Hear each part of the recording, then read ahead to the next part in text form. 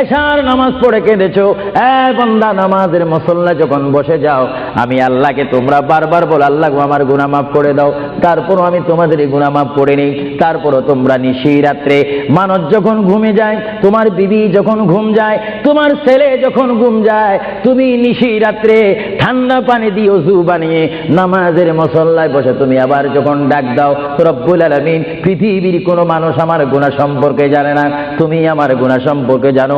আমি এমন গুনাহ করেছি আমার বিবি জানে না, বিবি গুনাহ করেছে আমি জানি না। আল্লাহ তুমি সব কিচ্ছু জানো, হে আমার প্রভু তুমি আমাকে মাফ করে দাও।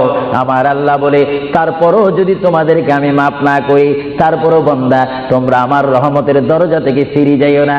আমি তোমাদেরকে হুকুম দিচ্ছি, ওয়ালাউ আন্নাহুম ইয যালামু আনফুসাহুম জাউকা, বান্দারে যদি গুনাহ করে ফেলো আমার রহমত থেকে মুখ ফিরিয়ে তুমি চলে যাইও না।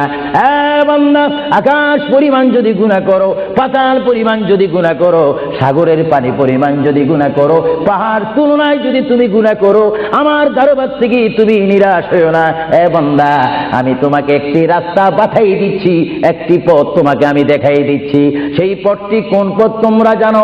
ওয়ালাউ আন্নাহুম ইয যালামু আনফুসাহুম জাউকা, বান্দারে যখন তোমরা বরবাদ হয়ে যাবে তখন তোমাদেরকে একটা পথ আমি তোমাদেরকে দেখাই দিলাম, সেই পথটির নাম হচ্ছে আমার রাসূলের মদিনা। জুড়ে বলেন সুবহানাল্লাহ।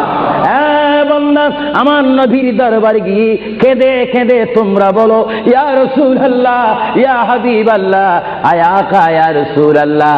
আল্লাহ কোরআনে বলেছে ওয়ালাউ আন্নাহুম ইয যালামু আনফুসাহুম জাউকা ফাস্তাগফিরুল্লাহ ওয়াস্তাগফার লাহুমুর রাসূল।